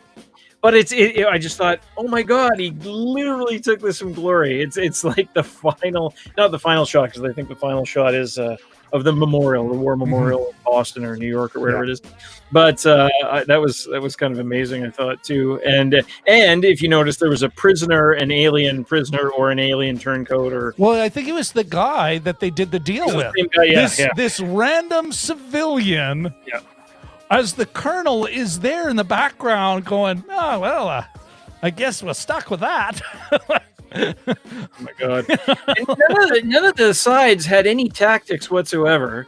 You know, it was questionable. Like they were advancing on small towns, like they had lines of people. I mean, they'd already captured the central city. I sort of didn't understand the strategy. Yeah, but like, I mean, I don't think there's a strategy in any of these movies. Yeah. It becomes more apparent in lower budget films because they've got such a small, like, oh, they're big battles. There's some farm field they rented, you know, it's like, yeah. All right, that's a couple of acres. Like, you know, you have to pay me for the whatever the hell. It's not corn. I don't know what the hell they grow there. Yeah. You know, that well, part like of us, Australia. the canola and all kinds of things. Yeah. Okay, well, yeah, it seemed pretty high for canola and not that red color. But that one. Yeah, no, I think it was corn. Yeah. But I mean, there was field that they otherwise drove on paths. It's not the United States where they're like, yeah, sure, we'll just buy the whole production and we're going to drive all over Hell's Half Acre on. Or that there's that one abandoned. Just let it go, the corn. There's that one abandoned highway in Pennsylvania they always use or whatever. Yeah. What before we? Go ahead. No, you go. No, it's okay. I lost my train of thought. What before we wrap up and move into the what's happening next week? Stick around, everyone. What did you? How do I? Fudge! Now I've lost my train of thought. We really are running out of gas here. Well, while Rob's doing that, I'll show everyone I'm wearing my Brisbane Lions T-shirt. Oh, here we go. Wait a sec. Let's show that again, and let's make sure I give you enough of the screen so everyone can kind of see it. There we are. Lions. I purchased that at the GABA. That's what they call the stadium in which the Brisbane Lions play is actually called the GABA. So there we are. GABA is in GABBA? Yes, yeah. It's the nickname for the neighborhood, but that it's in. But all right. Well, tell you what, Jim. I think we're running out of gas here. Before we, and as much as I hate to disappoint Matt, who did show up near the end, the thing will still be up. You can catch up on the other half, but stick around, Matt. We're not quite done. Jim, any last thoughts on this movie before I give you mine and we set up next week? Oh, yeah. Wait, one more thing. Did you catch the dream catcher in there? Is that like an Australian thing? There's like a dream catcher, and I'm like, what the hell is a dream catcher? Yeah, was that at the opening? There was a shot where they were going into the camp, and it was after 8 months. Yes, it was after 8 months, and that semi-equal, that kind of shaky equilibrium, you know? Yeah. No, I did. I wasn't. It just sort of, went in and went out. But was it a dream catcher? I'll have to look that up. But final thoughts. Will I watch the sequel? Oh, probably, I guess. I just had a professional curiosity, just to see. Well, we do have to. Like, I even made a note of it because it was like, I totally got that Bella was into the smelly artist. Yeah. Totally got that. And that she wasn't into, we got a few comments that she wasn't into, but it wasn't into Marcus, who is a much younger, Dennis was the older artiste, right? And who, shows, maybe not redeems himself, but demonstrates that he's a man and part of the team. Yeah. I want to ask the crowd: does that drawing picture Jelly of a Duck's girl gotta go? work? We're gonna answer. Okay, Jelly Duck, good to see you. Thank you very much. Part of it is guys like folks like you who join us. It really does make the show better because you guys are watching and chiming in. Matt, show. Crowd. We are not about to cue the outro music yet. It's good. You just stick around, but I will show you where it is before we wrap up. Okay. But yeah, speaking of which, why we may have to watch it anyway, even for this show, perhaps, although we can let everyone else chime in who's still with us. Because later on in the movie, all of a sudden, she, like right at a crisis moment, she actually goes to be comforted by Marcus. And I'm like, what? She likes him now? And then they leave it as they drive off in the truck, and Bella kind of does a cutesy, ingenue wave. It's like, oh, pick a star character, folks. Yeah. But as she gives a cutesy ingenue semi, oh, look at me, and just wave, both Dennis and Marcus are looking back at her, and it's like, well, I guess the sequel's to resolve that. Yeah. Or maybe they'll do it like is drugs, and we'll never find out Jesus Christ, Bella, pick someone. Oh my goodness, that's their Twilight reference. Oh yeah, okay, there you go. There you go. Which all of a sudden, I think it makes this movie look better and Twilight even worse than it can. Yeah. I don't know. For myself, I think I would watch whether we do it for one of our episodes or I just watch it. I think I would. Yeah, like a professional curiosity. It's like, oh, okay, where does he go with this? Yeah. I'm still here, but let me just. Oh, never mind. No signal. There still is a signal here, folks. Jazz hands. What? Back to that, Jim. Though, would you? Yeah, I don't know if I could recommend this movie to someone. Although at the same time, maybe I could. I could see myself saying, "Hey, no, this isn't that bad." Like, I mean, don't think it's great in any way, but it's a bit of a summer movie. Some horror. Oh, yeah, that's a great. It's a bit of a summer movie. Nothing too sort of arduous or anything like that, but. It's not my favorite of the ones we've watched. Certainly, I think it's down sort of in the lower half. But it had its moments, and it's hard. And knowing how hard it is to, especially coming from a country besides the States, it's probably quite an effort to get something like this out. So I'm sort of loath to sort of dump all over it totally, I mean, there's always something to appreciate, Yeah, and it is. Well, and that's like, it is a pretty solid movie. Like, I mean, yeah, it's got some questionable aspects, but no movie is perfect. And no movie is going to satisfy philosophically anyone. Like, I mean, I keep dreaming for some, great action movie, action, but perfectly a perfect gender balance and a celebration of diversity with a great Marxist message. I don't see that happening anytime soon. Yeah. And I got to admit, if it did happen, I'd be like, "Well, this is a real terrible horror story of a film." Yeah, and it is. It's a solid, like, the guy is a pretty good storyteller. Like, I mean, there are some problems there, some wait, what moments, but I think, if you gave him another $1 million, it would just go back to talent, which isn't a bad thing, but you kind of go, no, it's like, oh, now you can pay me my standard rate, But it'd be interesting to see what he could do, the kind of action movie he could do with more money. And maybe we do see him, because it's better than Vast of the Night. I really mean this. It's a great calling card movie. Does Luke Sparke become and I do mean this, Brett Ratner without the ickiness? Does he become a new Michael Bay? Hopefully without the douchiness. Peter Berg without the douchiness. I think we just lost Brett Ratner. Yeah. Drops out. Brett Ratner has not left. I think, I mean, there's my really long last thought. Shall we... Why don't we introduce what we're doing next week and what movie we're taking a look at? Jim, tell us, what are we doing next week?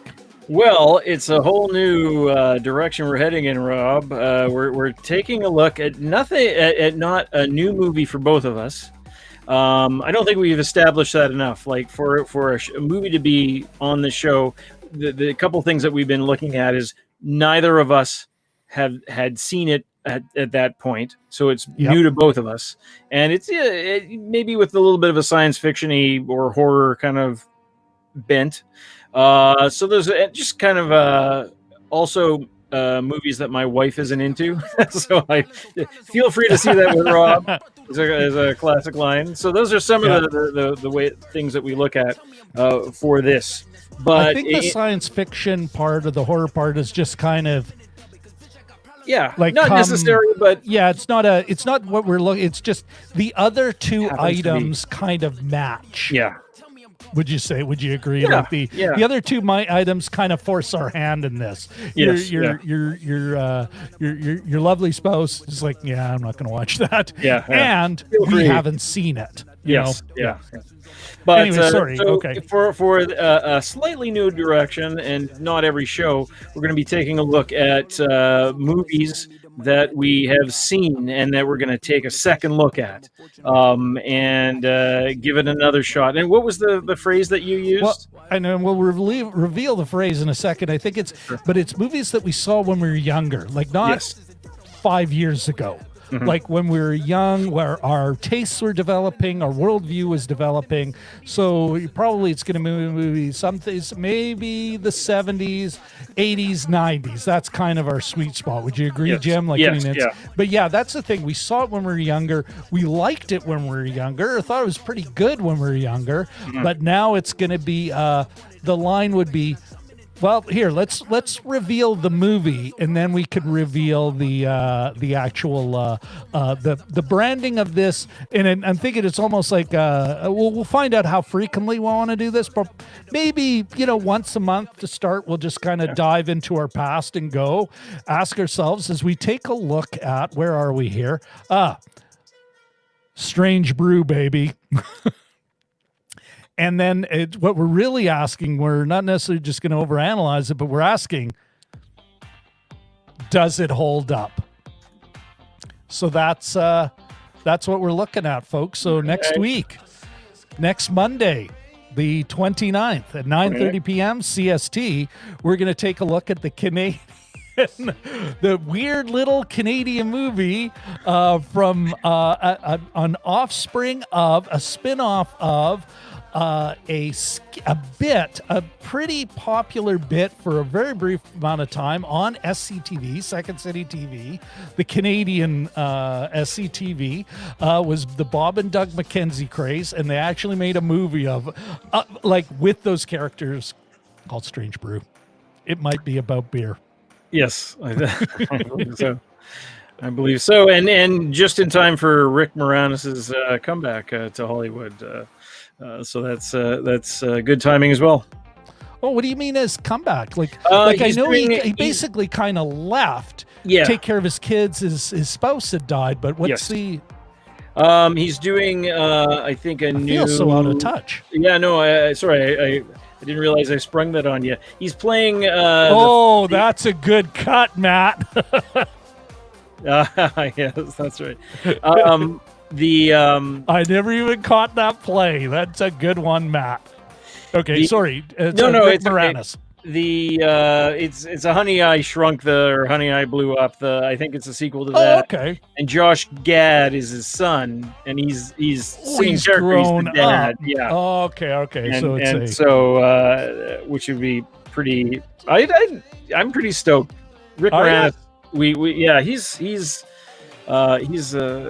an amazing talent, and it was a shame that he wasn't everything that he, if you watch Ghostbusters, he stands out in that. SCTV stands out in that. He can be goofy, or he can be a little bit. Question, Richard, and I will tell you shortly.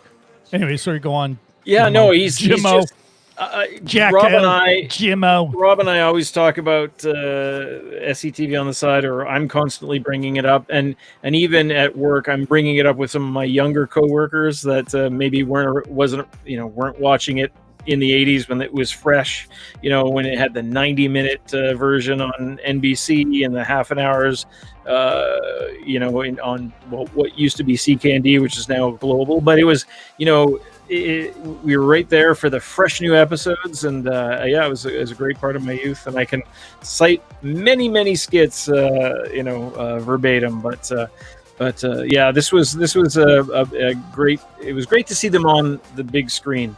Anyway, when we were young. So, but here's the thing, though, and I think that's folks. When we're going to look at this one next week, and to answer your question, Richard, you can actually rent it on Google Play. It's on Google Play.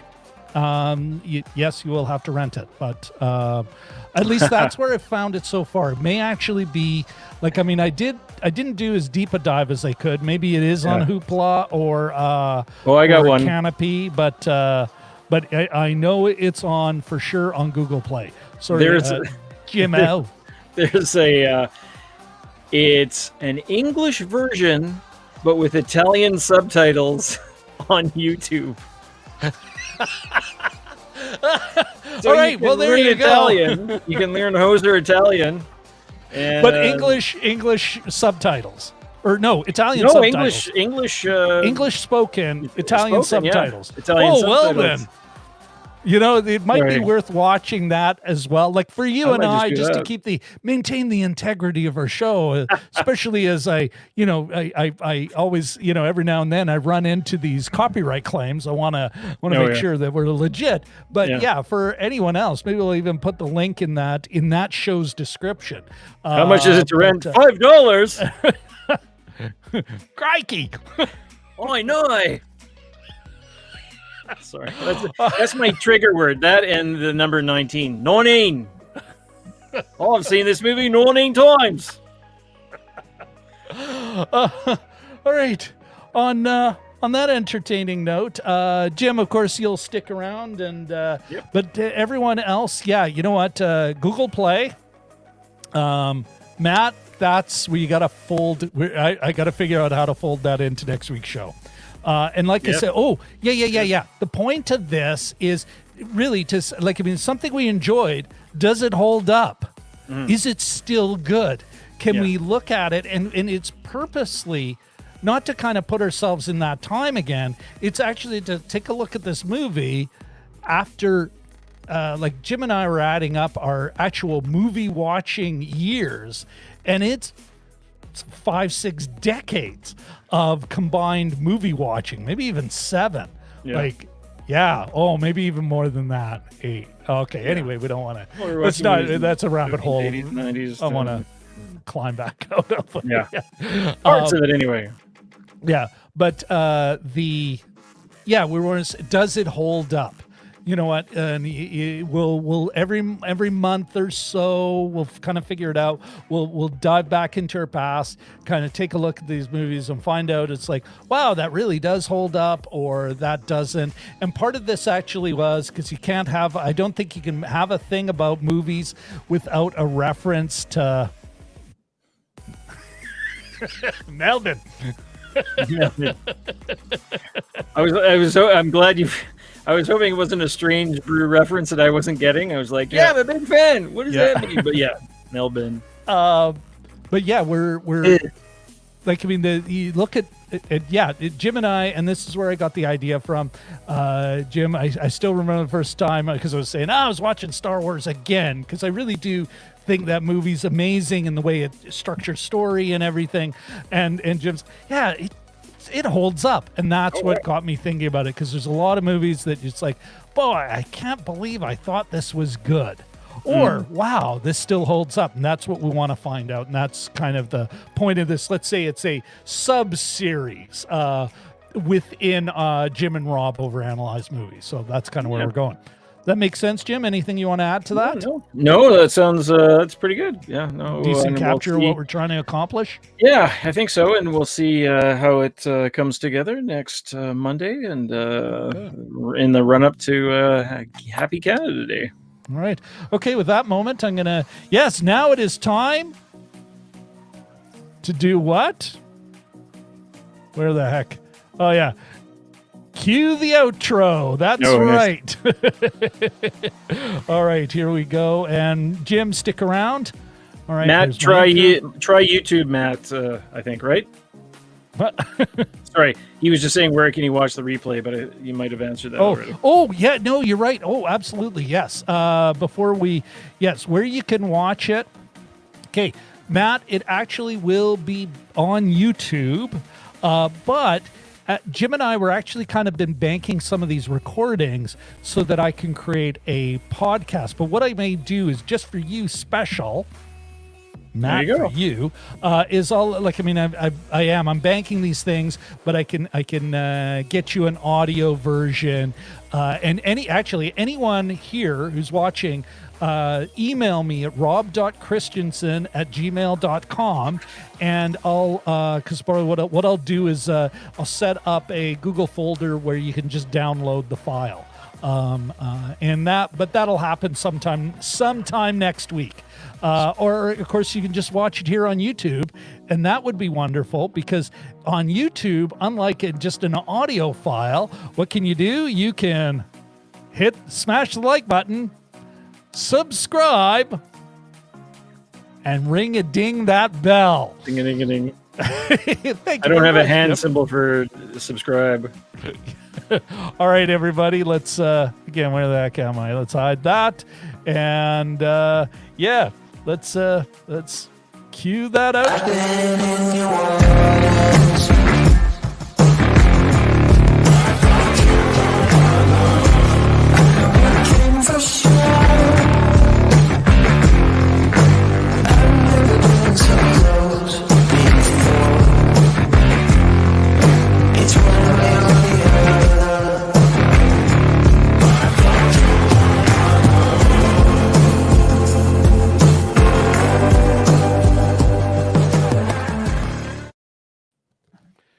All right, before I hang up, I need a tail slate.